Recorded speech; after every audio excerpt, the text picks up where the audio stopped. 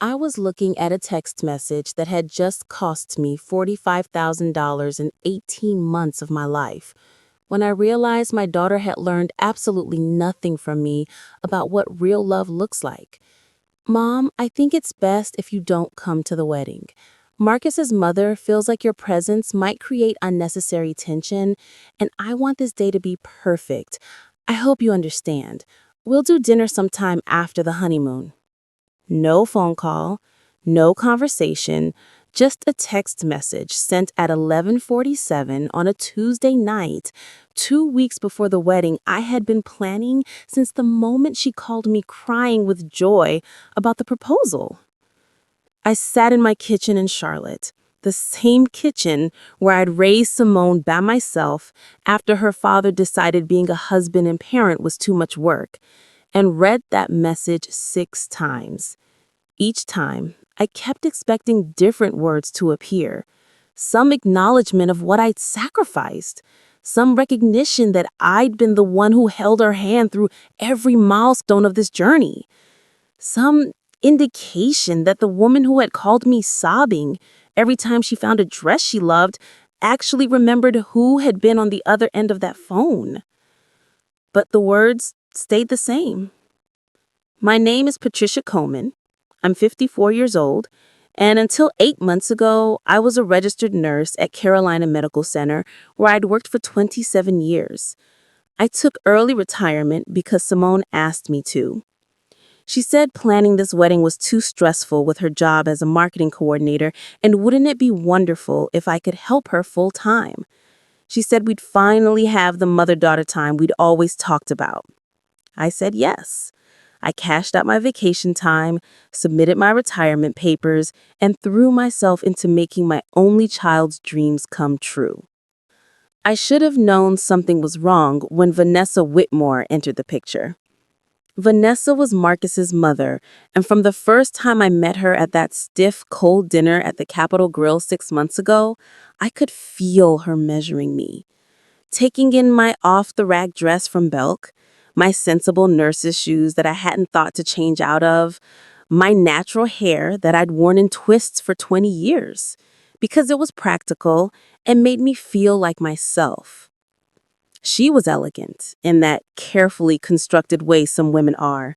Designer everything, that kind of smooth, processed hair that probably cost more than my monthly grocery bill.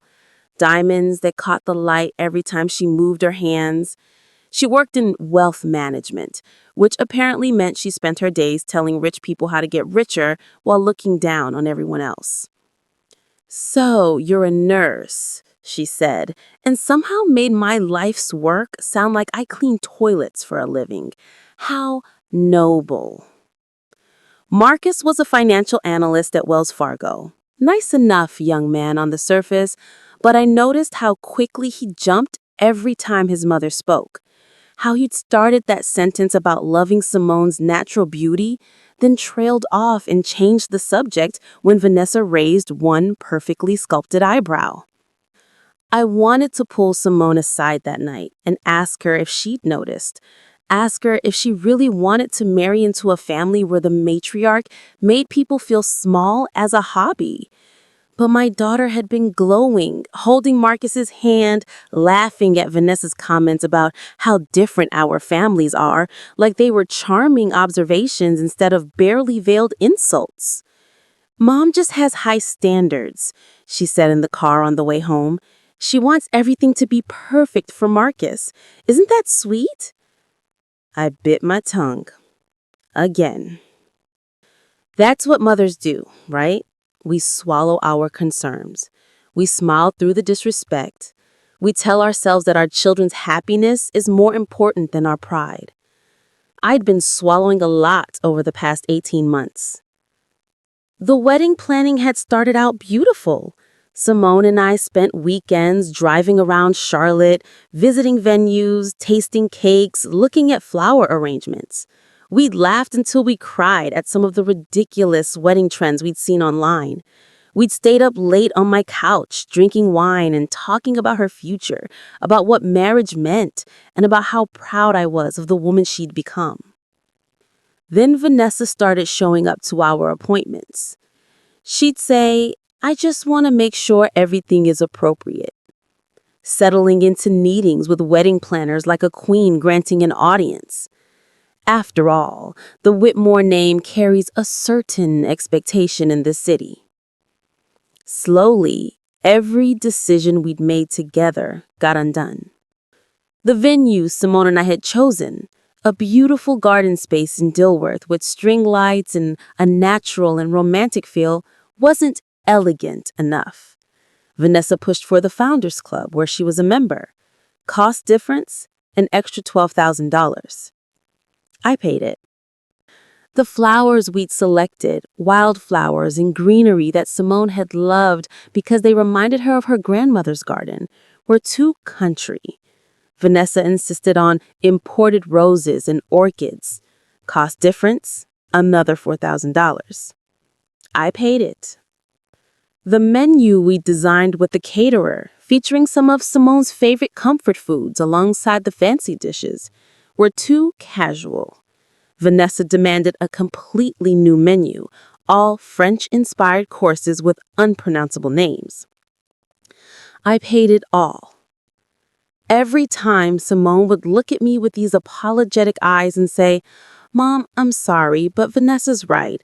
We should make this more formal." Or, "Mom, I know we loved the other flowers, but these are more sophisticated." Or, "Mom, Marcus's family is going to have so many important guests there. We need to impress them." And every time, I swallowed my hurt and wrote another check. Because that's what mothers do. We sacrifice. We adjust. We make our children's dreams possible, even when those dreams start looking like someone else's vision. I paid for it all myself. The venue, the catering, the flowers, the photographer, the videographer, the band, Simone's dress, the bridesmaids' dresses, the decorations, the invitations, the rehearsal dinner. $45,000 pulled from the retirement account I'd been building for 27 years, one overtime shift at a time. Marcus's family paid for nothing. Vanessa said they would contribute to the honeymoon and cover the bar. But I'd seen the invoice for the bar service, $2,000, for a wedding that cost $45,000. I kept every receipt, every invoice, every contract, every email confirmation. That was the nurse in me. We're trained to document everything, chart every detail, keep records that can't be disputed. 27 years of making sure no one could say I hadn't done my job, that I hadn't followed protocol, that I hadn't covered every base. I had a 3-ring binder on my kitchen table, 2 inches thick, with every single piece of paper related to this wedding, organized by category. Color-coded tabs, copies of every check I'd written, every credit card statement, every signed contract with my name at the bottom. I'd been keeping that binder because I wanted Simone to have it after the wedding, a memory book of how much love went into her special day, a record of every detail we'd worked on together. Now, sitting in my kitchen with that text message burning into my eyes, I looked at that binder differently. I thought about the moment 3 weeks ago when I'd arrived at Simone's apartment to go over final details and heard voices inside. I'd used my key. She'd given it to me specifically for wedding planning, told me to come over whenever I needed to. I'd walked in to find Simone and Vanessa sitting on the couch, heads together like conspirators. "I'm just saying," Vanessa had been saying, "these people are going to be judging everything, and having her there with that hair and that presence, I just think it might send the wrong message about Marcus's family." "She's my mother," Simone had said, but her voice was weak, uncertain. "Of course, sweetheart, and I'm sure she's lovely in her own way, but this isn't about her. This is about you and Marcus starting your lives with the right people, the right connections, the right image. Sometimes we have to make difficult choices about who fits into our new chapter." I'd backed out silently before they saw me, driven home with my hands shaking on the wheel. That night, I'd called Simone, asked her directly, "Baby, is everything okay? Are you happy with how the planning is going?" "Everything's perfect, Mom. Why?" "I just want to make sure you're making the choices you want to make." "I am. Marcus and I are so grateful for everything you're doing. It's going to be beautiful." She'd lied right to my face, and I'd let her because I was still hoping I'd misunderstood what I'd heard. But now, looking at this text message, I understood perfectly. I got up from my kitchen table and walked to my living room. On the mantel was a photo from Simone's college graduation. She was in her cap and gown, and I was beside her in my navy blue dress, both of us grinning like we'd conquered the world. I'd worked double shifts for 4 years to pay her tuition at UNC Chapel Hill. She'd graduated with no debt, something I was fiercely proud of. Below that photo was another one, Simone at 8 years old, gap-toothed and happy, wearing the Easter dress I'd saved up for 3 months to buy. We were standing outside First Baptist, where I'd taken her every Sunday, where she'd been baptized, where we'd built a community that helped raise her when I was working nights. And below that was the photo of just the two of us from her 25th birthday last year. We'd gone to the Cheesecake Factory, her favorite, and laughed so hard the waiter asked if we were celebrating something special. "Just being us," Simone had said. I'd picked up that last photo, looked at my daughter's face, tried to find the moment when just being us had stopped being enough for her. My phone buzzed. Another text. "Also, we're going to need you to transfer the vendor contacts to Vanessa. She's going to coordinate everything from here. Thanks for understanding, Mom." I set the photo down very carefully. Then I went back to my kitchen, opened my laptop, and started pulling up every contract I'd signed for this wedding. I'd spent my entire career taking care of people who were sick, people who were dying, people who were scared and in pain. I'd held hands through last breaths. I'd stayed late when I wasn't scheduled because someone needed an advocate. I fought with doctors and insurance companies and hospital administrators when my patients weren't getting what they needed. I knew how to fight. I knew how to stay calm under pressure. And I knew exactly how to document everything so thoroughly that no one could claim I hadn't done everything by the book. My daughter and her future mother-in-law thought they could erase me from this wedding like I was an embarrassing relative who didn't fit their image. They had no idea that I'd already started pulling threads. The first thing I did was nothing. For 48 hours, I didn't respond to Simone's text. I didn't call. I didn't show up at her apartment demanding explanations. I did exactly what I'd learned to do during 27 years of nursing when a situation was spiraling. I stayed calm, I gathered information, and I made a plan. On Wednesday morning, I made myself a pot of coffee and sat down with that binder and my laptop. I opened a new spreadsheet. I'd always been good with numbers, had to be when you're raising a child alone on a nurse's salary, and started listing every vendor, every contract, every payment. The venue, the Founders Club, contract signed by me, Patricia Coleman, deposit $8,000, balance due 1 week before, $15,000, total $23,000. The caterer, Lavish Affairs, contract in my name, deposit $5,000, balance due 72 hours before, $8,500, total $13,500. I went through every single line item. The photographer, the videographer, the band, the cake, the invitations, the chair rentals, the lighting, the transportation. Every single contract had my name on it, every deposit had come from my account, and every vendor had my phone number and email as the primary contact. According to the law, and I checked because I pulled up North Carolina contract law at 2 a.m, The person who signs the contract and makes the payments is the one with the authority to make changes or cancellations. Not the bride, not the mother-in-law who thought she ran the world. Me. I made a second spreadsheet listing the cancellation policies for each vendor. The venue, 14 days notice required for 50% refund. We were exactly 13 days out from the wedding. The caterer, 72 hours, no refund after that. The florist, 1 week notice, 25% refund. Most of the vendors had similar clauses. Cancel too close to the date, lose most or all of your money. It was right there in the contracts I'd signed, highlighted in yellow because I'd read every word before putting my name on anything. I sat back and took a sip of coffee that had gone cold. If I did nothing, Simone would have her perfect wedding, funded entirely by me, while I sat at home, uninvited, erased from the day like I'd never mattered. If I canceled everything now, I'd lose most of the money anyway, and Simone would still hate me, but at least I wouldn't get to have her fantasy day at my expense while pretending I didn't exist.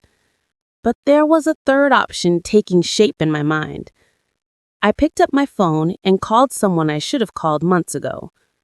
Coleman residence, a warm voice answered. It's Patricia. Trish, girl, I haven't heard from you in weeks. You still drowning in wedding planning? Angela Washington had been my friend since nursing school. We'd worked together at Carolina Medical for 23 years before she'd left to work for a malpractice attorney, handling case investigations and documentation. She understood evidence, leverage, and how to make a paper trail tell a story.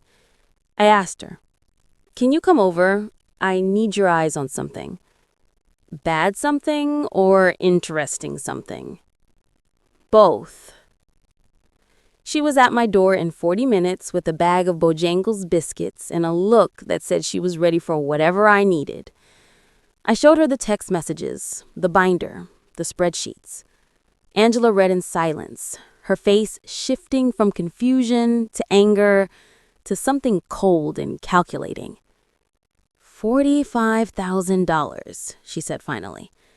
And she uninvited you via text. 2 weeks before the wedding I paid for. Oh, hell no, Angela set down the papers. What do you want to do? I don't know yet. I just know I'm not going to sit home and cry while they pretend I don't exist. Angela tapped one manicured nail against my kitchen table. Do you know what I see when I look at these contracts? What? Leverage. Legal, documented, notarized leverage. She pulled one contract closer. You're the party of the first part on every single one of these contracts. The venue can't change anything without your authorization. The caterer takes orders from you. The florist, the band, the photographer, they all answer to you. I'm aware. So here's my question. Does Simone know that? I thought about that. Text asking me to transfer the vendor contacts to Vanessa. I don't think so. I think she thinks because it's her wedding, she's automatically in charge. And Vanessa definitely doesn't know, or she wouldn't have tried to take over. Angela smiled, and it wasn't a kind smile. You know what I'd do if I were you? Tell me. I'd let them think they're in control. Let Vanessa call the vendors and try to make changes. Let her think she's running this show. And then when the time is right, you remind everyone exactly whose name is on these contracts. That's cold. They uninvited you via text after you paid for their entire wedding. Cold is the least of what they deserve. Angela leaned forward. But I'm going to tell you something as your friend, not as someone who works in legal. If you do this, you need to be clear about what you want out of it. Do you want your money back? Do you want to hurt Simone? Do you want to stop the wedding? Or do you want something else? I looked at that photo on my mantle again. Simone in her graduation gown, both of us smiling. I want my daughter back, I said quietly. I want her to see what she's doing, what she's becoming. Then this isn't about revenge. This is about consequences. Angela gathered up the contracts, and consequences require documentation and timing. You're going to need to be strategic about this. I spent 27 years dealing with hospital administrators and insurance companies denying care to dying patients. Strategic is what I do. Good, because Vanessa Whitmore is about to learn that the woman she's been looking down on knows how to read a contract better than she knows how to count her diamonds. We spent the next 3 hours building what Angela called the evidence file. We made copies of everything: the text messages, the contracts, the payment receipts, the email chains where Vanessa had inserted herself into decisions, the documented cost increases after every one of her suggestions. Angela showed me how to create a timeline that told the story clearly. Here's when Simone and I made decisions together. Here's when Vanessa showed up. Here's how the cost ballooned. Here's how my daughter slowly stopped taking my calls and started deferring to Marcus's mother. If this ever ends up in court, and I'm not saying it will, but if it does, you need to show a pattern, not just one text message, a pattern of manipulation, financial exploitation, and alienation. You think Simone knows what she's doing? I think Simone is 26 years old and in love with a man whose mother knows exactly how to make people choose her over everyone else. I've seen it before. These women who turn their sons' wives into extensions of themselves. Does Marcus stand up to his mother? I thought about that dinner at the Capitol Grill. The way Marcus had stopped mid-sentence when Vanessa raised an eyebrow. No. Then Simone is about to spend the rest of her life competing with her mother-in-law for her own husband's attention, and she'll lose every time because Vanessa raised him to put her first. Angela closed the binder.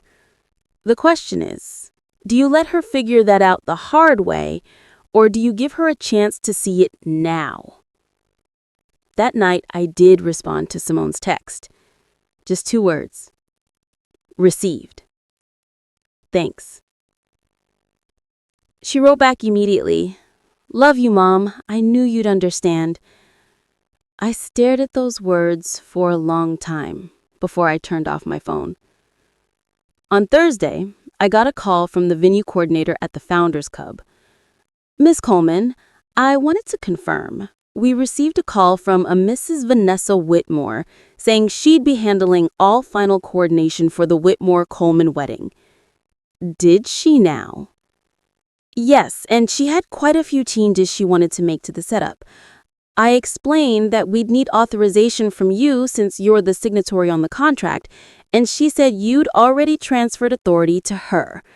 I just wanted to verify before we make any changes. I could picture Vanessa making that call, so confident, so certain that her word carried more weight than mine. No authorization has been transferred. The contract remains as written. All changes must go through me. Understood. She was very insistent, said something about updating the payment method as well. The payment method will remain my account as specified in the original contract. If Mrs. Whitmore has any questions, she can reach out to me directly. There was a pause. Just between us, Miss Coleman, she seemed very surprised when I told her your name was on everything. I imagined she was. Thank you for confirming with me. I hung up and waited. It took less than an hour. My phone lit up with a call from an unknown number. I let it go to voicemail. Miss Coleman, this is Vanessa Whitmore. I think there's been a confusion with the vendor coordination. I'll be taking over coordination from here, so please forward me all the contact information and contract details at your earliest convenience. I've already spoken with the Founders Club, and there seem to be some authorization issues we need to clear up. Call me back. No please. No thank you. Just commands, issued in that crisp voice that probably made bank employees jump. I didn't call her back. Instead, I called the caterer. I'm the client for the Whitmore Coleman wedding on the 24th. Oh, yes, Miss Coleman. How can I help you? I wanted to confirm our final head count and menu. Are we still set with what we discussed? Absolutely. Everything's locked in. Although, she hesitated. We did get a call earlier today from someone claiming to be the bride's mother. She wanted to make some significant changes to the menu, but I explained we're past the deadline for modifications. What kinds of changes? She wanted to eliminate several of the dishes and replace them with more expensive options. I explained that would require additional payment and that we'd need authorization from you first. She seemed unhappy about that. I bet she was. The menu stands as contracted. No changes. Perfect. And just to confirm, payment is still being handled through the card we have on file. Yes, nothing changes without my direct authorization. Understood. Thank you for clarifying. I made similar calls to the florist, the photographer, the band. Each one told me a similar story. Vanessa had called, tried to make changes, been told she had no authority, and reacted with varying degrees of outrage. By Friday evening, my phone had 6 voicemails from Vanessa, each one more terse than the last. I listened to all of them while sitting on my back porch with a glass of sweet tea, watching the sunset over my neighbor's oak tree. The final one was the most telling. Miss Coleman, I don't know what game you're playing, but you need to understand that this wedding is important to my son and his future wife. I've been patient with your limitations throughout this process, but I will not have you sabotaging their special day because of some petty grievance. My attorney will be in touch if you continue to obstruct the planning process. Her attorney. I almost laughed. I raised a daughter alone on a nurse's salary while her father paid nothing in child support because he disappeared to Florida and changed his name. I fought the hospital to get my shift differentials paid correctly for 3 years until they finally admitted their accounting error. I've gone toe to toe with insurance companies who tried to deny cancer treatment to patients because of pre-existing conditions. Vanessa Whitmore thought she could scare me with lawyers? On Saturday morning, Simone finally called. Mom, what's going on? Vanessa said you're refusing to cooperate with the vendors. I took a slow breath. This was the moment. I could back down, smooth it over, let it all go. Or I could stand my ground. Simone, when you uninvited me to your wedding via text message, did you really think I'd continue to coordinate and pay for everything while sitting at home? I asked you to transfer the vendor information. That's all. I didn't think you'd start causing problems. I haven't caused any problems. I've simply informed the vendors that I remain the primary contact as specified in the contracts I signed and paid for. But Vanessa is going to handle everything now. She knows all these vendors. She has experience with high-end events. Then Vanessa should have been signing the contracts and writing the checks from the beginning. You can't kick me out of your wedding and then expect me to keep funding and organizing it like nothing happened. That's not what I'm doing. Then what are you doing, baby? Explain it to me. Another silence, longer this time. Marcus's mother just thinks. She thinks it would be better for everyone if we kept the guest list to people who really fit with the tone we're trying to set. And I know that sounds bad, but Mom, you have to understand, these are important people. Marcus's boss will be there, people from the club. We need everything to be appropriate.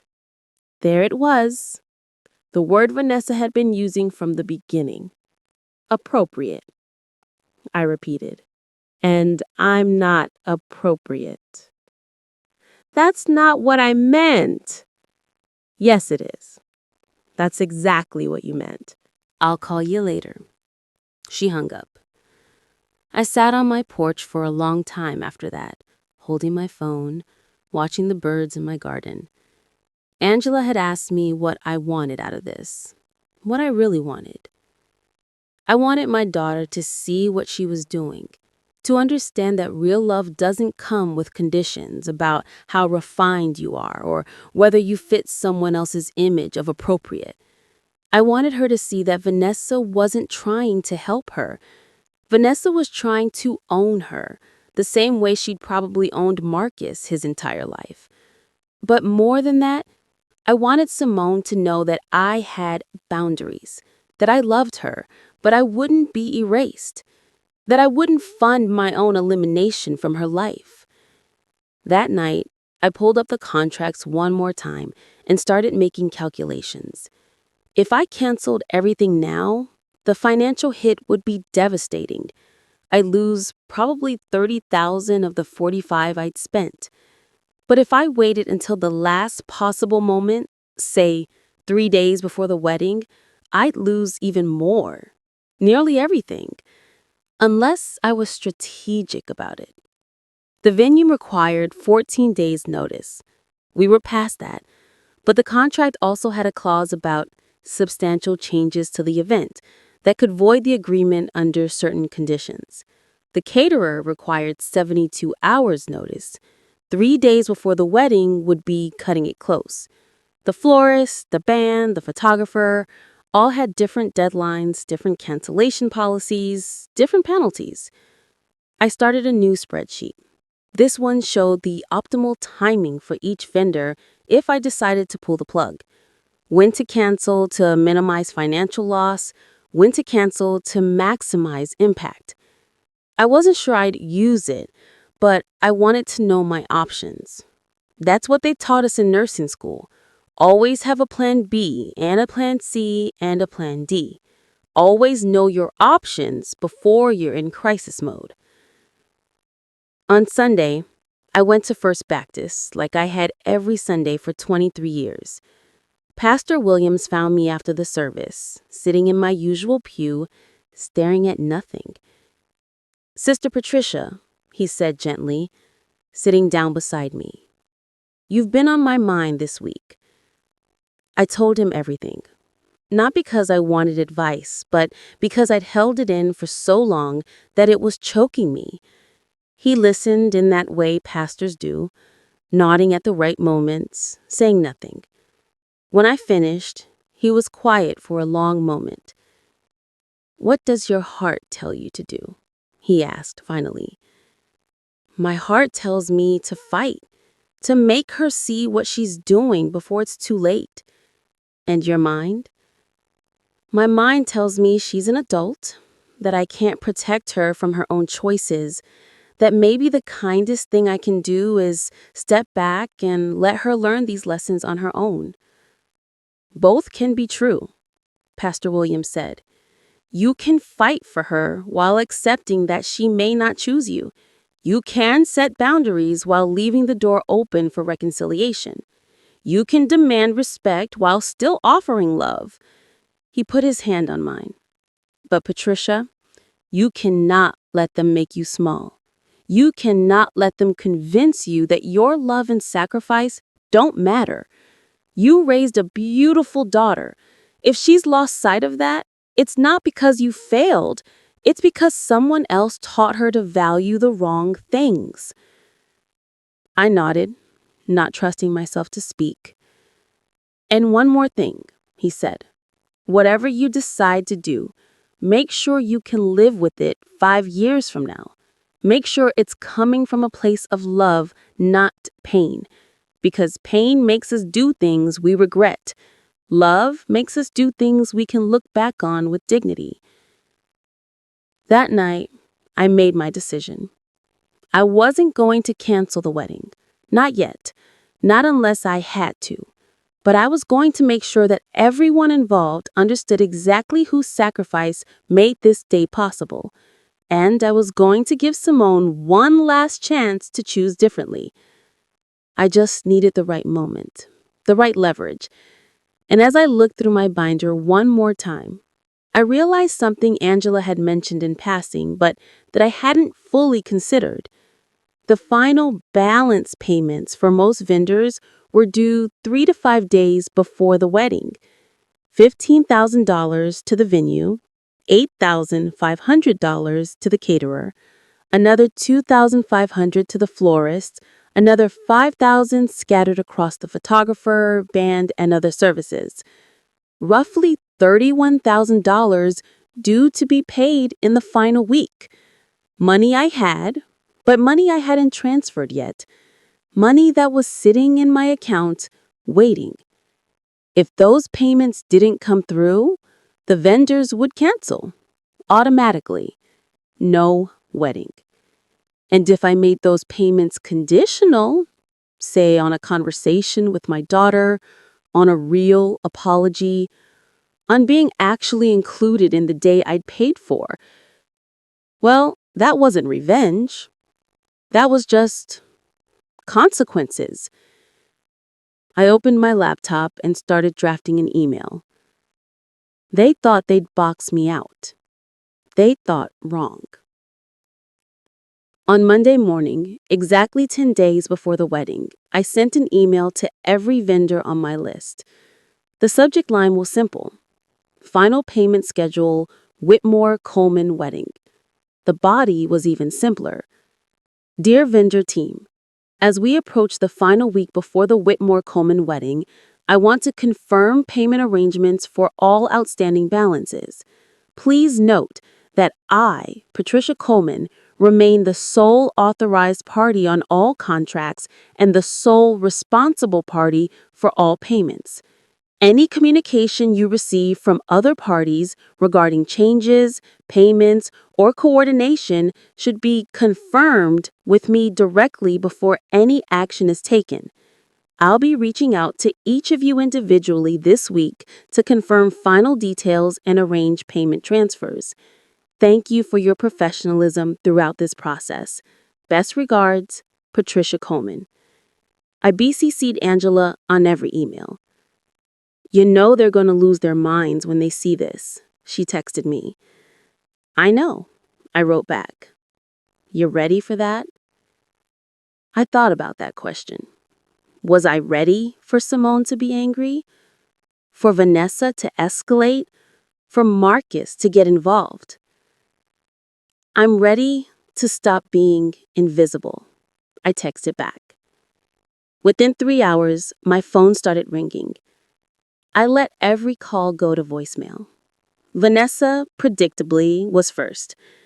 Miss Coleman, I don't know what you think you're accomplishing with these games, but you're jeopardizing my son's wedding. This is harassment, and I will pursue legal action if you continue. Simone, 20 minutes later, Mom, what are you doing? Vanessa is freaking out. She said you're trying to sabotage the wedding. Please call me back. Marcus, surprisingly, called too. Miss Coleman, this is Marcus Whitmore. I think there's been a misunderstanding about the wedding arrangement. Coleman, thank you for calling back. You said you wanted to meet. Yes, would tomorrow work? Maybe for coffee? Tomorrow's fine. The Starbucks on Providence Road, 11 o'clock. Perfect. I'll be there. And Miss Coleman, thank you. I know this has been complicated. Complicated. That was one word for it. On Tuesday morning, I arrived at Starbucks 15 minutes early. I'd brought a folder with copies of 3 contracts: the venue, the caterer, and the florist. The big 3. Together they represented $38,000 of the $45,000 I'd spent. Marcus showed up at exactly 11, wearing what I assumed was his work clothes, suit and tie, looking nervous. He ordered 2 coffees without asking what I wanted and brought them to the table. I noticed his hands were shaking slightly. Miss Coleman, I want to apologize for how this is all unfolded. Do you? I didn't make it a question. Yes, I do. I know my mother can be intense, and I know Simone has been stressed. I think there's just been a lot of miscommunication. Marcus, stop. I opened the folder and slid the 3 contracts across the table. I want you to look at these. Really look at them. He picked up the venue contract, confusion on his face. Look at the signatory line, I said. He found it. His eyes widened slightly. Now, look at the payment schedule. He flipped pages, reading. Now, the other 2 contracts. He went through them all, getting quieter with each page. I don't understand, he said finally. My mother said she was handling the finances for the wedding. She said your contribution was helping with some of the costs, but that she and my father were covering the majority. I felt something cold settle in my stomach. What exactly did your mother tell you I was paying for? She said you generously offered to cover the flowers and the bridesmaids' dresses. She said it was a nice gesture, but that the significant costs were being handled by my parents. I pulled out my phone and opened my banking app. Turned the screen toward him. This is my checking account. See these withdrawals? Every single one is a payment for your wedding. The venue, the caterer, the photography, the band, everything. I swiped through months of transactions. $45,000, Marcus, all from my account. His face had gone pale. But my mother said, she told us she contributed $30,000. She showed Simone receipts. What receipts, Marcus? Receipts for what? I don't know. Simone saw them. My mother said she'd been paying for things all along. I felt a headache starting behind my eyes. Marcus, has your mother given any money directly to vendors for this wedding? The bar service. $2,000. That's it? That's all I know about for certain. But she said, she trailed off, staring at the contracts. She lied to you, Marcus. She lied to Simone. She's been taking credit for my money while convincing my daughter that I was inappropriate to have at the wedding she thinks she paid for. Marcus set down the contracts very carefully. I need to call Simone. You need to ask your mother some hard questions first. Miss Coleman, how many times have you seen your mother lie to make herself look good? How many times have you watched her take credit for things other people did?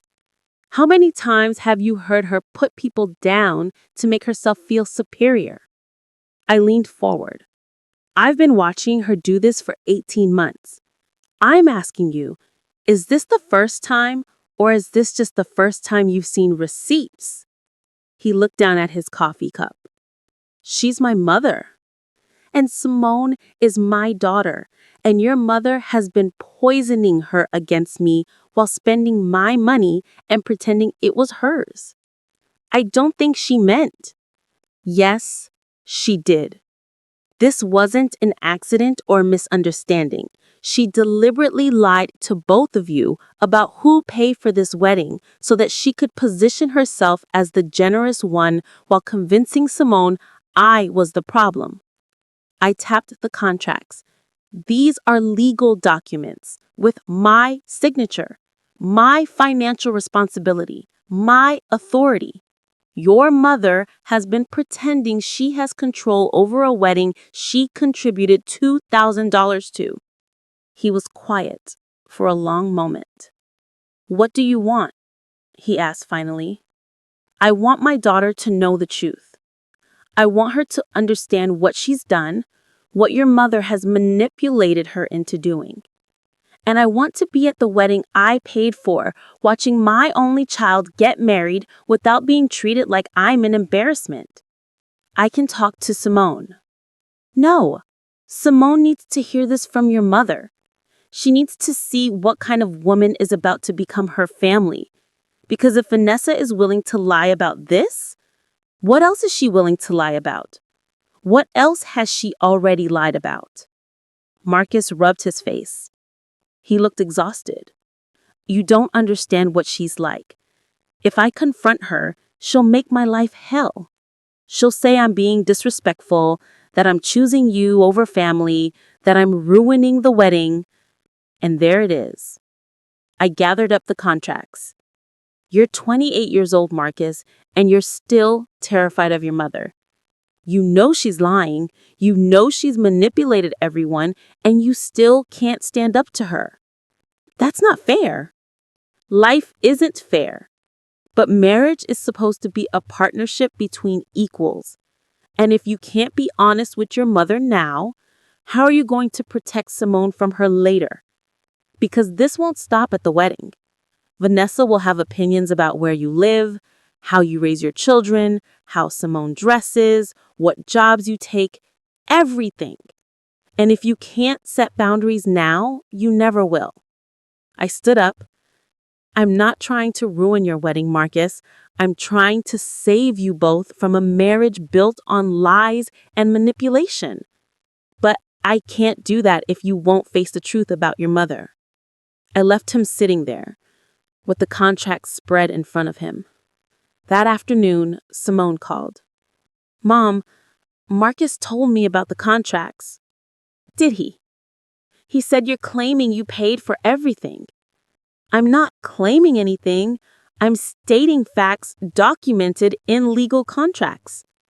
But Vanessa showed me receipts. She said she'd been paying for things all along. What receipts, Simone? Receipts for what? I didn't keep copies. She just showed them to me on her phone.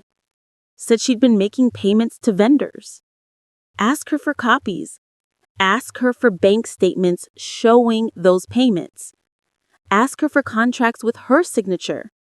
Why would she lie about this? That's what I want you to figure out. Call every vendor on this list. Ask them who signed their contracts. Ask them whose credit card is on file. Ask them who they've been taking orders from. I was tired. So tired.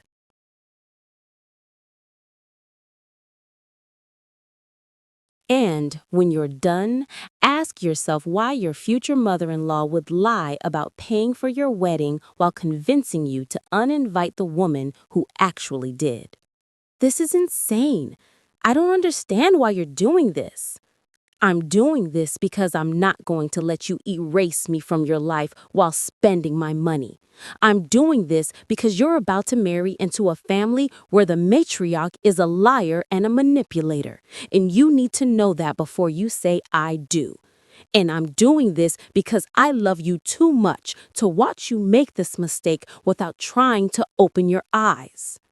Mistake? You think marrying Marcus is a mistake? I think marrying Marcus while his mother controls every aspect of your life is a mistake. I think letting Vanessa convince you that I'm not good enough to attend your wedding is a mistake. I think choosing her version of appropriate over your own mother is a mistake. But most of all, I think that asking hard questions about why she lied about the money is the biggest mistake you could make.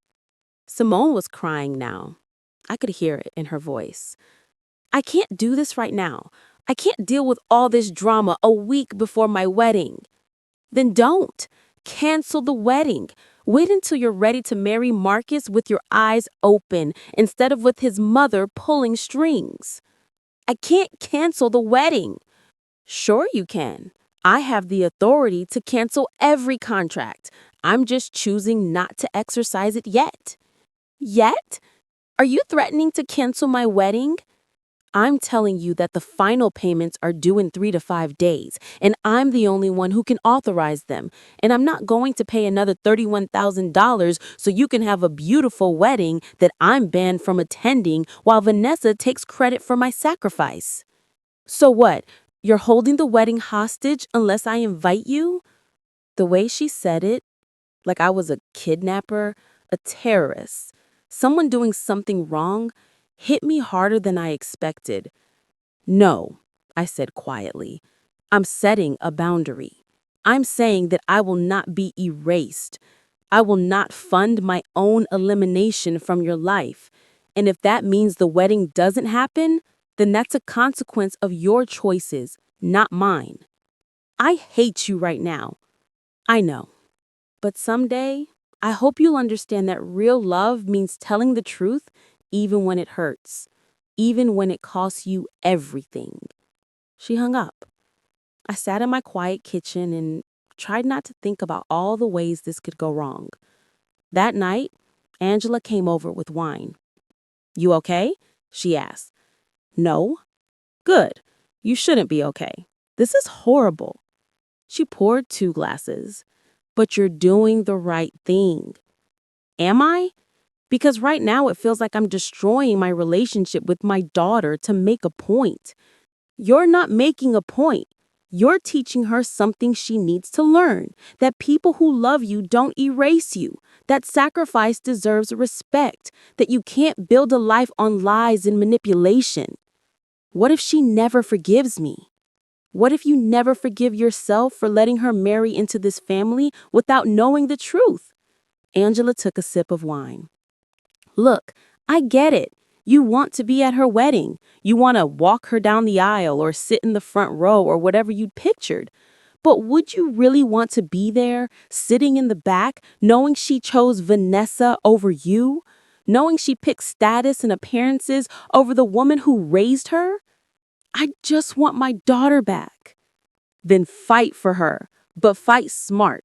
And don't you dare back down just because she's crying or angry. Vanessa is counting on you doing that. She thinks you'll crumble if Simone cries enough." "I might." "You won't, because you're Patricia Coleman, and you didn't work 27 years in that hospital raising that girl alone just to let some social climbing woman with a designer bag tell you you're not good enough." We drank in silence for a while. "What's your next move?" Angela asked. "I wait. I've planted the seeds. Now I let Simone dig into the truth on her own. Either she'll start asking questions or she won't. Either Marcus will stand up to his mother or he won't. But I've done what I can do." "And if they don't? If Simone chooses Vanessa?" I looked at my friend. "Then I don't make the final payments. The vendors cancel and there's no wedding.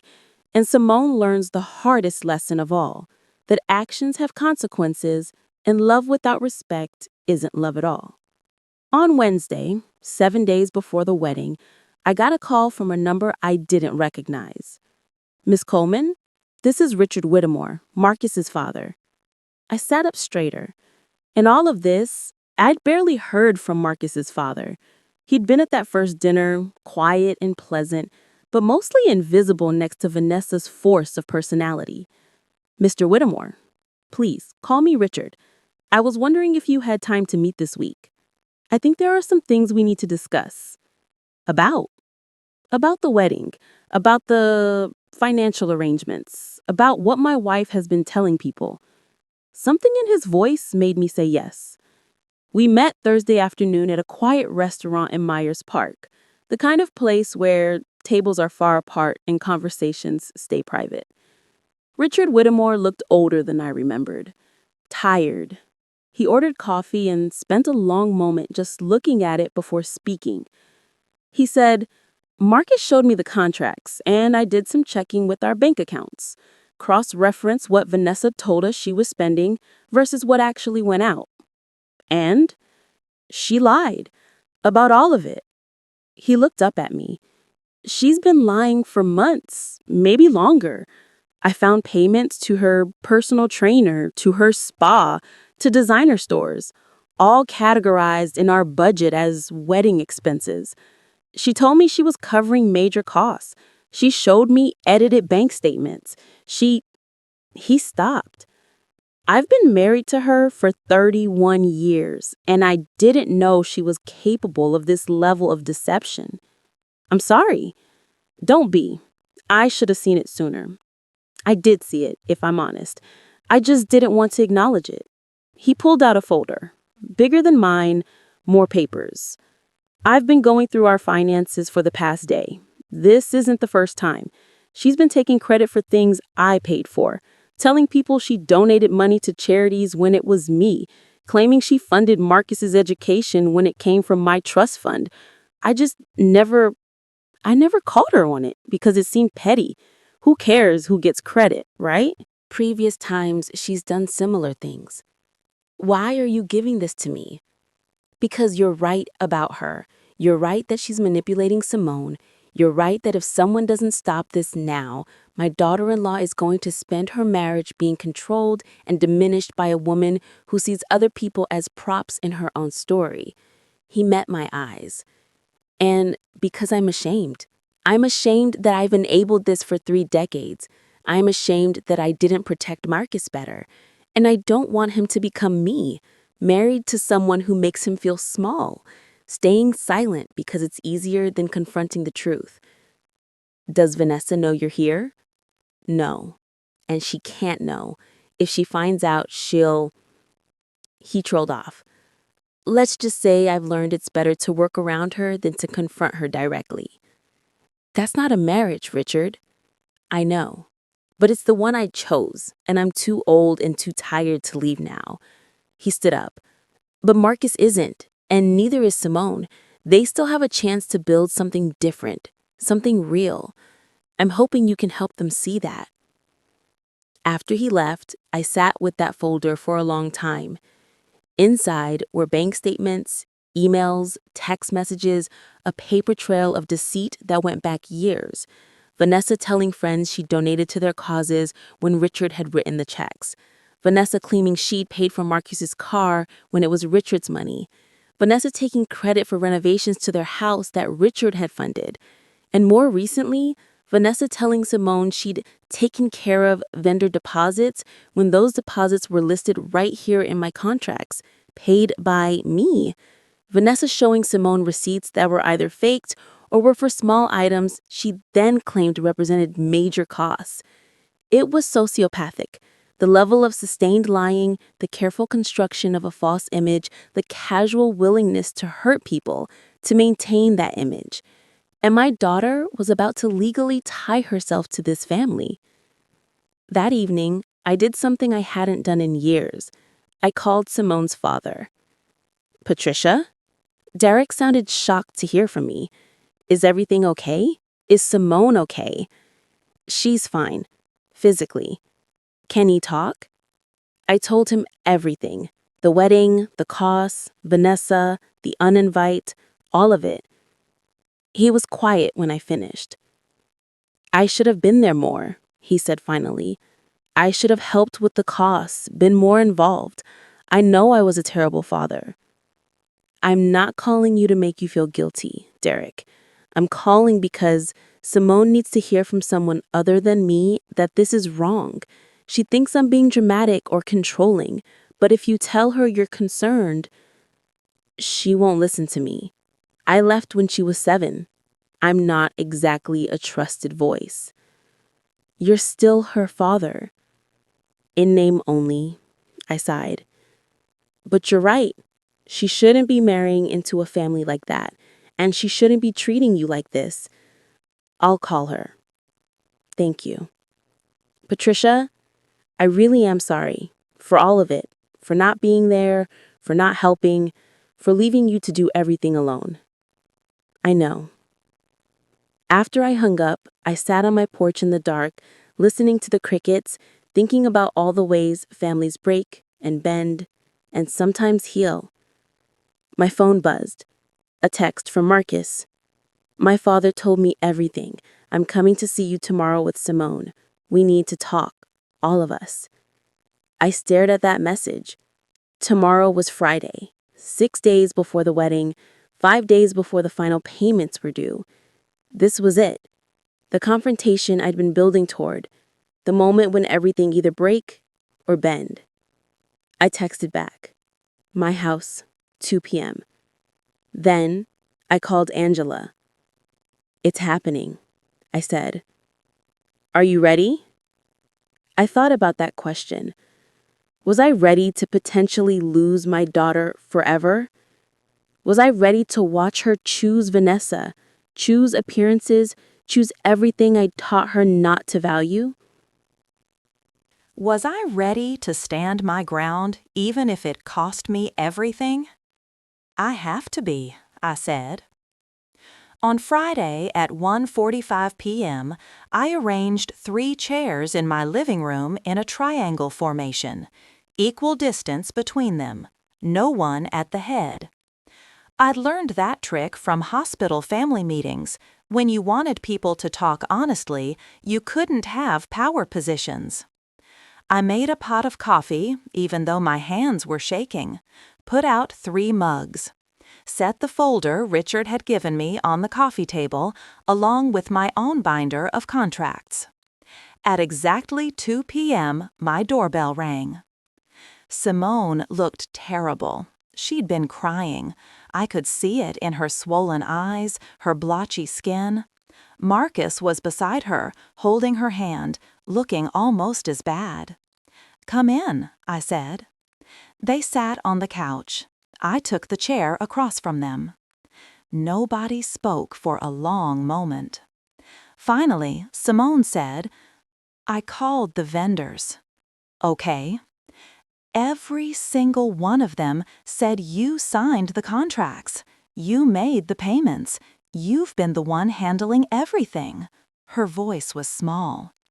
"And I called Vanessa and asked her to send me proof of what she'd paid for, and she got angry.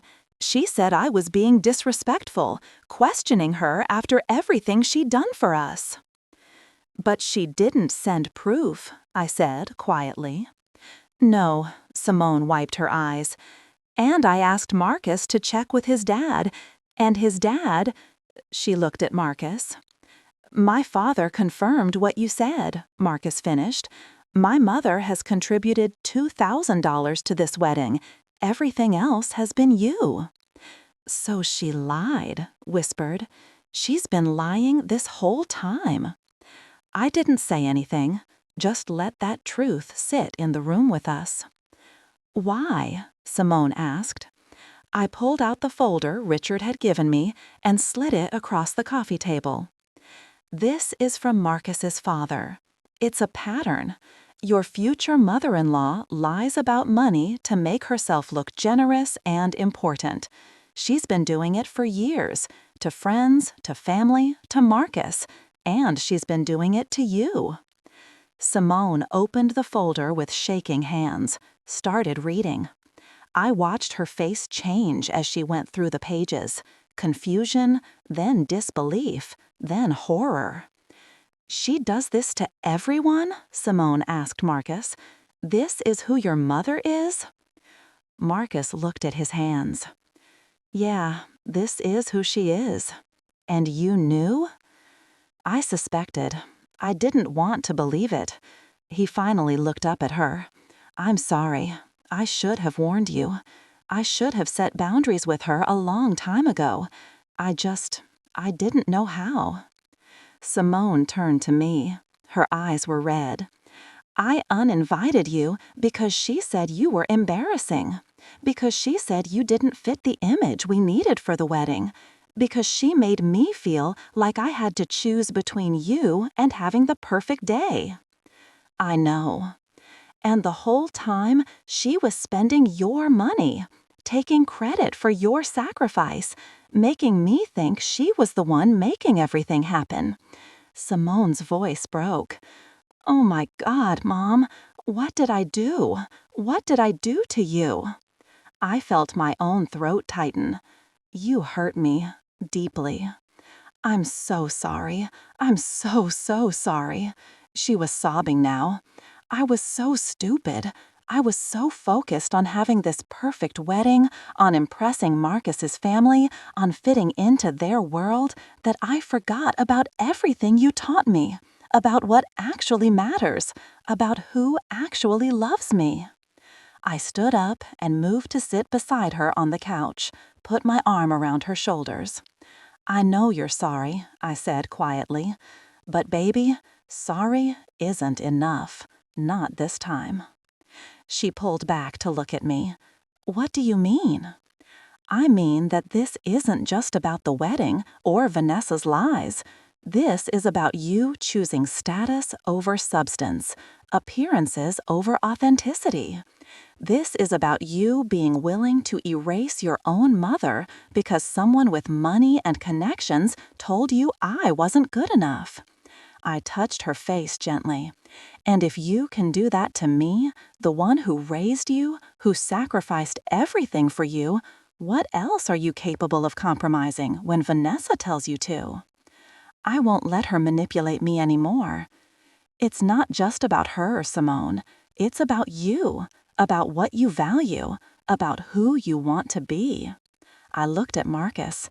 And it's about whether you two can build a marriage based on honesty when it's starting from a foundation of lies. Marcus leaned forward. Miss Coleman, I know I need to set boundaries with my mother. I know I failed at that my entire life. But I love Simone, and I don't want to lose her because I can't stand up to my family. Then don't make promises. Show me. Show Simone. Prove that you can put your marriage first, even when it means disappointing your mother. How? I pulled out my phone and opened my banking app, showed them the screen. The final payments for the wedding are due in 4 days, $31,000. I haven't transferred them yet. Simone's eyes went wide. Mom, no, please, don't cancel the wedding. I'll do anything. I'm not canceling anything, but I'm also not making these payments until I see real change, real accountability. I looked at both of them.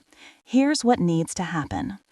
First, Simone, you and I are going to have several long conversations about respect, boundaries, and what it means to value people for who they are, not how they look on paper. Second, Marcus, you're going to sit down with your mother and tell her exactly what you know about her lies. You're going to set clear boundaries about her involvement in your marriage, and you're going to do it with Simone present so she can see you choose her over her mother's approval. Third, the wedding invitations get corrected. I'm listed as mother of the bride, and I'm sitting in the front row where I belong. Fourth, at the reception, there will be a toast where both of you publicly acknowledge who actually made this wedding possible. Not for my ego, but because the truth matters. Because everyone who's been listening to Vininta take credit for my sacrifice needs to hear the facts. Done, Simone said immediately. All of it, whatever you need. I'm not finished. I looked at Marcus again. Fifth, you and Simone are going to see a couples counselor before the wedding and commit to continuing after. You need professional help learning how to set boundaries with toxic family members and how to build a partnership that can survive that pressure. And sixth, I took a breath. The two of you are going to put real distance between yourselves and Vanessa after the wedding. Not no contact necessarily, but clear boundaries. You don't let her control where you live, how you spend money, how you raise your children someday. You build your own life, not a life she directs. We can do that, Marcus said. We will do that. Can you? Because I've been watching you for 18 months, Marcus, and I haven't seen you stand up to her once. I've seen you go quiet when she criticizes.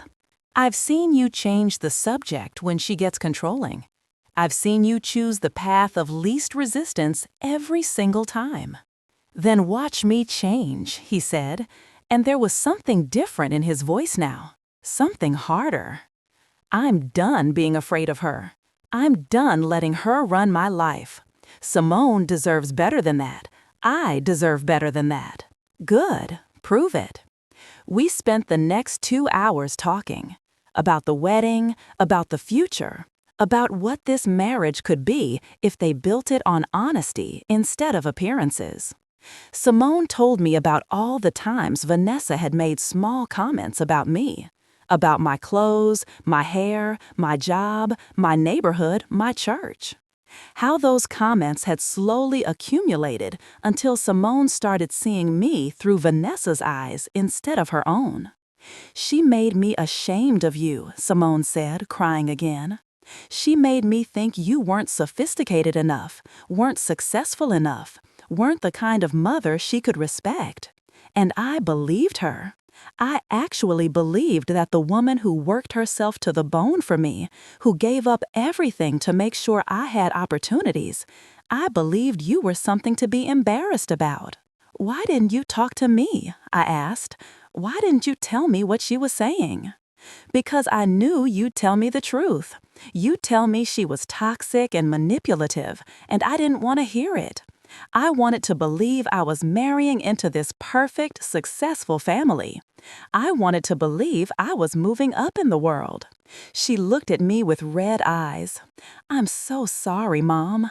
I'm so ashamed." Don't be ashamed. Be better. Learn from this.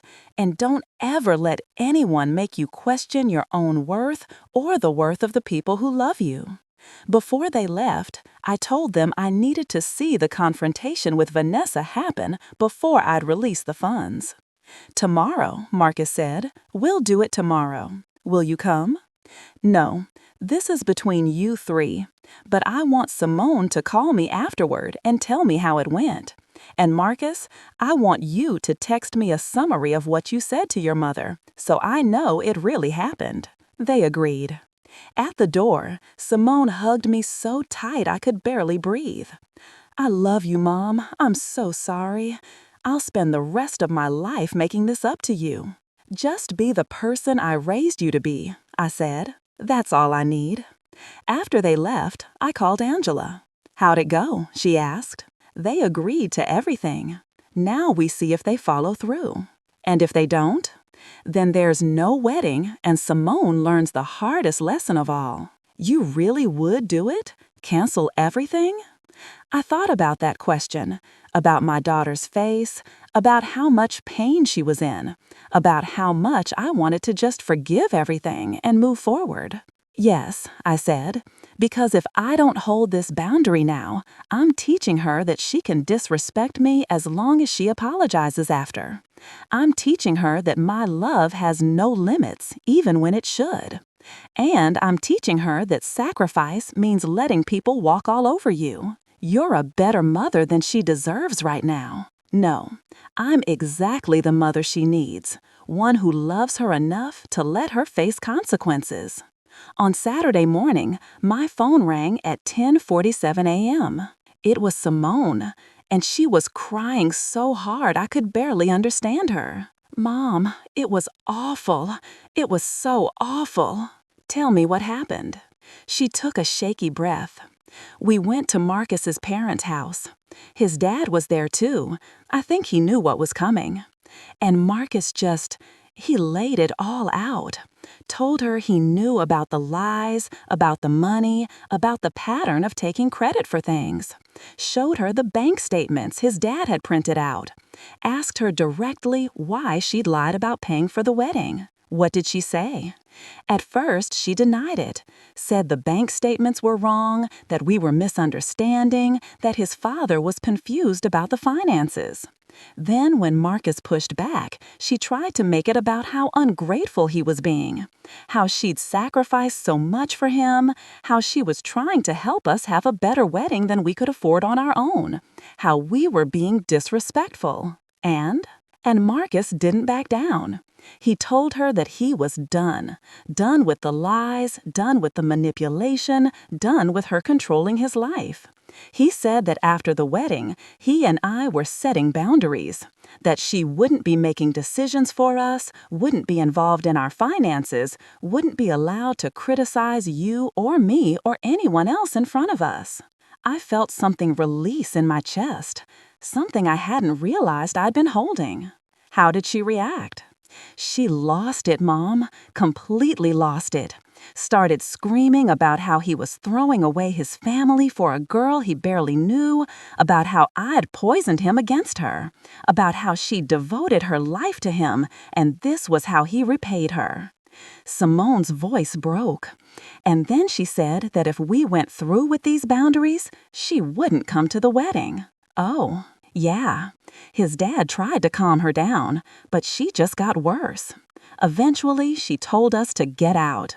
Said she was done with both of us, that we'd regret this when we needed her money and support. How's Marcus?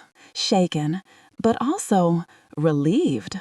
He said it was the first time he'd ever really stood up to her, the first time he chose his own life over her approval. "And how are you?" "Scared, sad, but also proud of him, proud of us. We did it, Mom. We actually did it." "You did, and that took real courage. The wedding might not even happen now. If Vanessa doesn't come, Marcus's whole family might boycott it. His aunts, his cousins, everyone.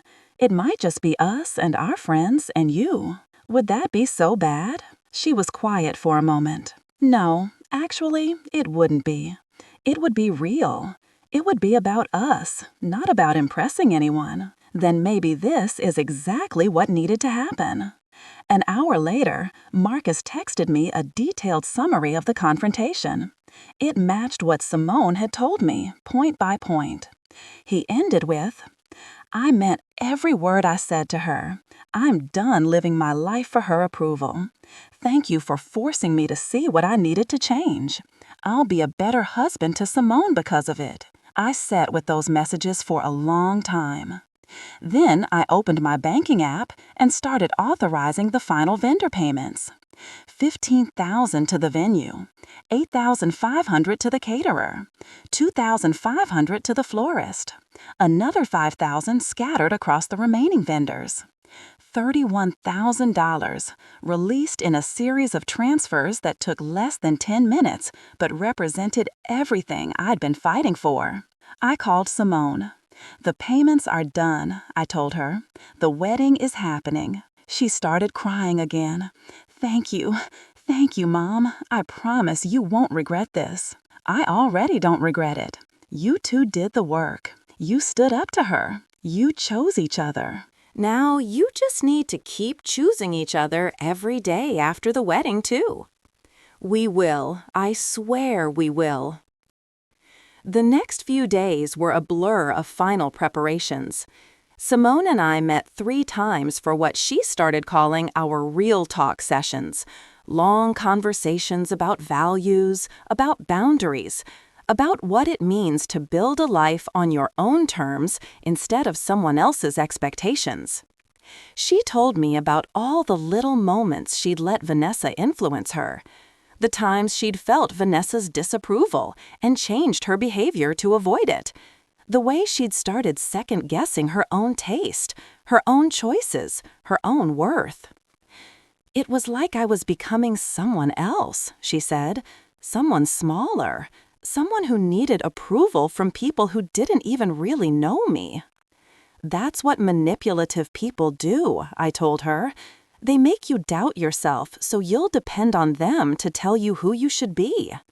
"I don't want to be that person. I want to be strong like you." "I'm not strong, baby. I'm just stubborn. And I'm too old and too tired to pretend to be something I'm not." She laughed. "Well, your stubbornness saved my life, so I'll take it." Marcus sent me regular updates about his attempts to manage the fallout with his extended family. Vanessa had, predictably, called every relative she could think of to tell them that Marcus was being brainwashed by his fiancée and her difficult mother. Several of his cousins had called to yell at him. His grandmother had left him a voicemail about respecting his mother. But he held his ground, told them all that he was setting boundaries that were long overdue, and if they couldn't respect that, they didn't need to come to the wedding. In the end, about half of Marcus's family RSVP'd no, including Vanessa. Richard Whitmore, Marcus's father, called me directly. "I'll be there," he said, "front row, and I'll be walking Marcus down the aisle if that's all right. Someone should represent his family who actually cares about his happiness." "I think that would be perfect." "Patricia?" "Yes?" "Thank you for not backing down, for showing my son that he could stand up to her. I should have done it years ago. It's not too late for you either, Richard." "Maybe not. I'm thinking about it, finally." On the morning of the wedding, I woke up early and sat in my kitchen with coffee, looking at that photo of Simone and I from her birthday. In a few hours, I'd watch my daughter get married. in the front row, wearing the dress we'd picked out together 2 days ago, not as a guest who'd been grudgingly allowed back in, but as the mother of the bride, as the woman who'd made this day possible. Not for recognition, not for credit, but because that's what love looks like when it's real. I put on my dress, a beautiful deep purple that Simone had helped me choose, and looked at myself in the mirror. I thought about Vanessa, probably at home right now, angry and self-righteous, convinced she was the victim in all this.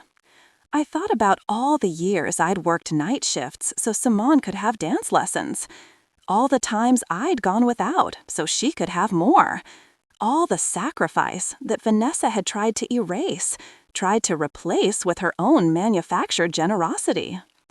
And I thought about Pastor Williams's words, "Whatever you do, make sure you can live with it 5 years from now." I could live with this, standing up for my worth, teaching my daughter that real love includes boundaries, forcing her to see what she was becoming before it was too late. I could live with all of it. The wedding was beautiful. The Founders Club looked exactly like we'd planned. Romantic lighting, beautiful flowers, that elegant atmosphere Vanessa had insisted on. But now it felt different. Now it felt like a celebration instead of a performance. I sat in the front row, and when Simone walked down the aisle, our eyes met and held. She was crying, and so was I. The ceremony was simple and heartfelt. Marcus's vows were about building a partnership, about choosing each other, about standing together against any force that tried to diminish their love. I saw him glance at the empty seat where his mother should have been and stand a little straighter.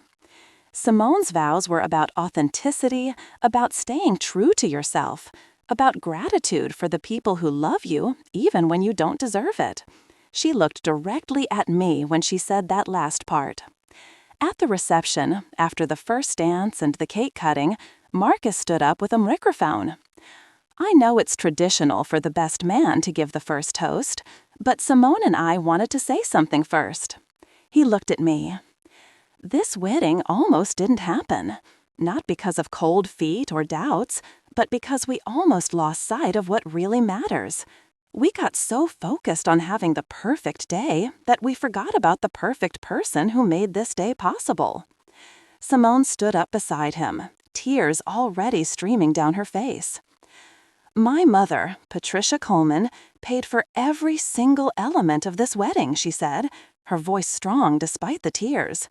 The venue, the food, the flowers, the music, everything.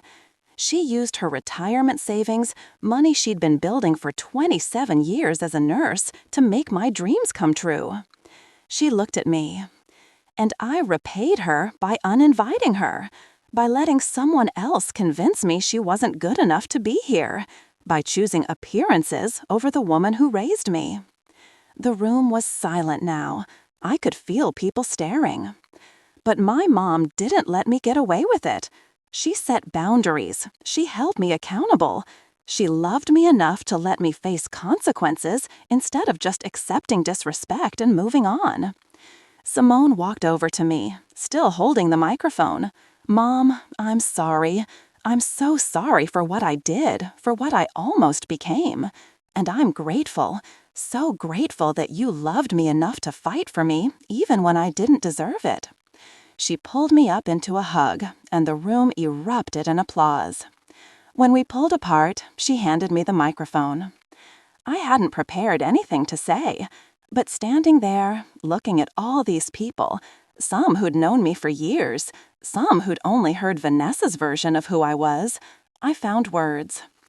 Simone and Marcus asked me what I wanted most from this wedding, I said, and what I wanted was simple. I wanted my daughter to understand that real love doesn't make you smaller. It doesn't ask you to be ashamed of where you came from or who loved you first. It doesn't come with conditions about how refined you are or whether you fit someone else's image of success. I looked at Simone, then at Marcus. You two are starting a marriage. And marriage is hard. It's work. It requires honesty and courage and the willingness to stand up for each other, even when it's uncomfortable, even when it costs you something. Today, you showed me you're ready for that work. You stood up to manipulation and lies. You chose truth over appearances. You chose each other over approval. I raised my glass. So here's my toast. To a marriage built on authenticity. To a life built on your own terms. And to the courage to love people for who they are, not who someone else thinks they should be. Everyone drank. As I sat back down, Angela leaned over from her seat beside me. "You know you just made half this room fall in love with you, right?" she whispered. "I don't need them to love me. I just needed my daughter to remember why she loved me first." The rest of the reception was joyful in a way I hadn't expected. People came up to me all night. Simone's friends, Marcus's colleagues, even some of Marcus's relatives who'd chosen to come despite Vanessa's boycott. They thanked me for my honesty. They said they wished more parents had the courage to set boundaries with their kids. One of Marcus's aunts, his father's sister, pulled me aside. "I've been watching Vanessa manipulate my nephew for years," she said. "I've wanted to say something, but I didn't think it was my place. Thank you for saying what needed to be said. Thank you for showing Marcus that he could break free." "I didn't do it for Marcus," I admitted. "I did it for my daughter." And that's why it worked. Because it was real. Because you were fighting for love, not control. Later, I found a quiet moment on the venue's terrace. Just me and the Charlotte skyline, the sound of the party muted behind me. Richard Whitmore found me there. "Beautiful wedding," he said. "It is." Vanessa called me 17 times today, left 12 voicemails. "I'm sorry." "Don't be." I didn't answer. He stood beside me, both of us looking at the lights. "I filed for divorce yesterday." I turned to look at him. "Richard, 31 years I've been married to a woman who lies, manipulates, and makes everyone around her feel small. 31 years I've told myself it wasn't that bad, that it was easier to go along than to fight." He smiled, but it was sad. Watching you stand up for yourself, watching Marcus finally set boundaries, it made me realize I don't have to live like this. I'm 62 years old. Maybe I have 20 good years left, maybe less. I don't want to spend them with someone who makes me feel like I don't matter. Good for you. She'll try to destroy me in the divorce. She'll tell everyone I abandoned her, that I'm having a breakdown, that I'm throwing away our family. Probably. But you know what? I have the bank statements. I have the evidence of her patterns. And I have a lawyer who specializes in divorces involving financial manipulation. He looked at me. "You taught me something, Patricia. You taught me that having evidence matters, that documentation matters, that the truth matters, even when it's hard." I learned that from 27 years of nursing. Always chart, always document, always have proof. It's a good lesson.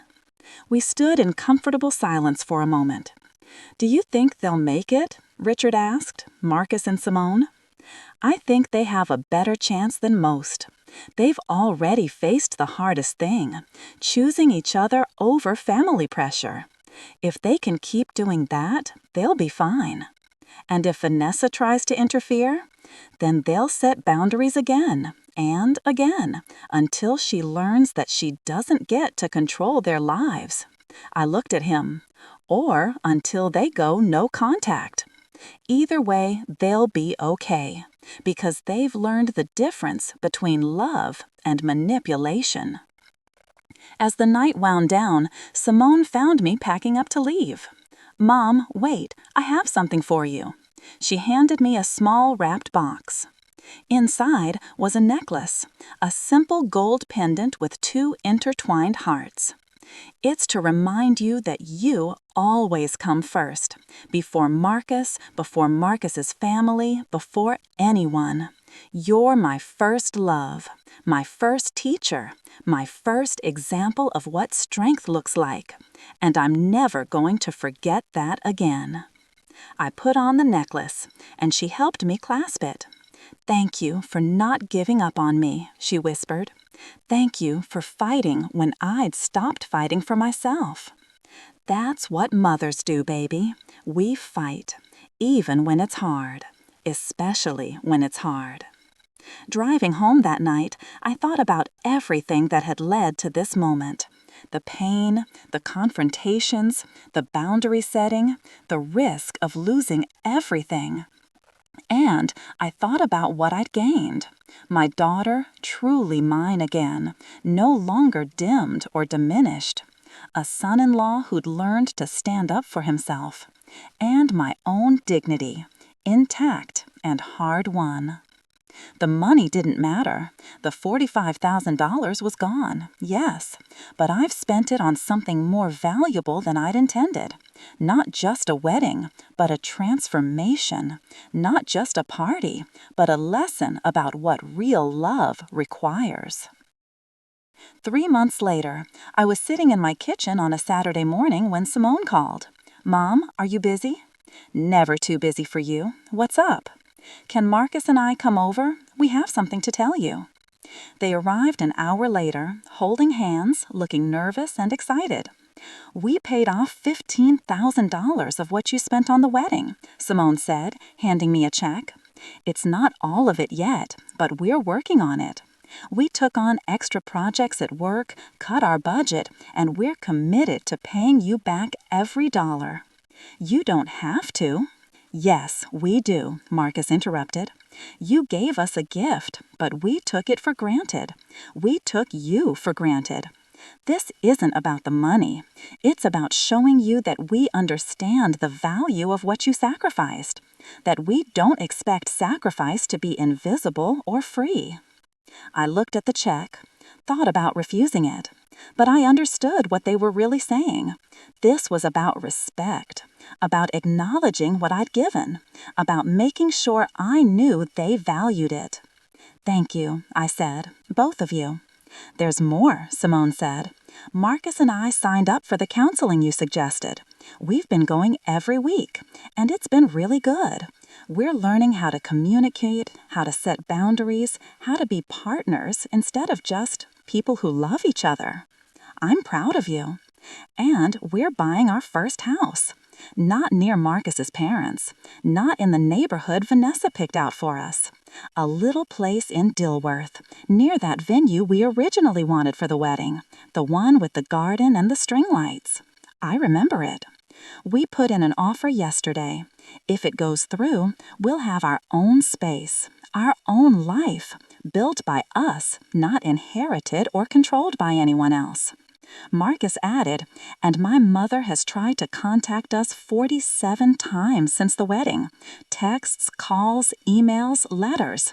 We've responded to exactly none of them. We told her through my father that we're open to a relationship if she gets therapy and agrees to respect our boundaries, but otherwise, we're done." "How does that feel?" I asked him. "Scary, freeing, both at once." He looked at Simone. But easier with someone who stands beside me instead of telling me to just give in to keep the peace. Before they left, Simone hugged me tight. "I learned something from all this," she said. "I learned that the people who really love you don't ask you to be smaller. They don't ask you to be ashamed of where you came from. They celebrate you. They stand up for you. They fight for you, even when it costs them something." That's right. And I learned it from the woman who's been showing me that my whole life. I just needed to remember it. After they left, I sat on my porch with sweet tea and my garden and the late afternoon sun. I thought about that photo of Simone in her graduation gown, both of us grinning like we'd conquered the world. We had conquered it in our own way. Not with money or status or connections, but with stubbornness and love and the refusal to be made small by people who thought appearances mattered more than authenticity. I picked up my phone and texted Angela. Mission accomplished. She wrote back immediately. I knew you had it in you. Drink tonight? Always. I looked at the necklace Simone had given me, the two intertwined hearts, and smiled. This was what love looked like when it was real. Not perfect, not painless, but honest. Boundaried, strong enough to demand respect, and gentle enough to offer forgiveness when it was earned. That's what mothers do. We fight. We hold boundaries. We love fiercely enough to demand better. And sometimes, if we're lucky, our children learn to love that way too. The sun was setting over Charlotte, painting my garden gold and purple. I sipped my tea and thought about the years ahead, the grandchildren who might come someday, the holidays we'd share, the milestones we'd celebrate, all of it built on a foundation of honesty instead of pretense. It was enough, more than enough. It was everything.